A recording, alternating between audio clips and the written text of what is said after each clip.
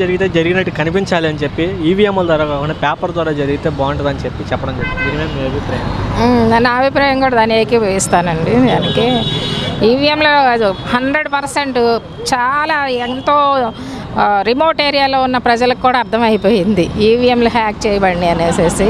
మరి దాని గురించి ఎవరు కూడా ఒక కోర్టు ద్వారా కూడా స్పందించినట్టు మాకైతే కనపట్ల. 100కి 200% మోసం జరిగిందండి కంపల్సరీగా.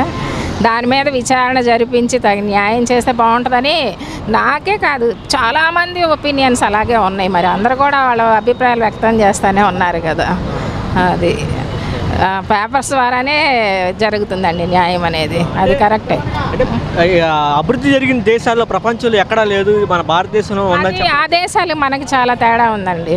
మన న్యాయ వ్యవస్థ అంటే న్యాయ వ్యవస్థని అనొచ్చో అనకూడదో మరి. అయితే జరుగుతుంది అంటే ఎంతకన్నా డబ్బుకి న్యాయం అమ్ముడుపోతుంది చెప్పాలంటే. మరి ఇతర దేశాల్లో అలా లేదు కదా. అక్కడ చాలా పక్కా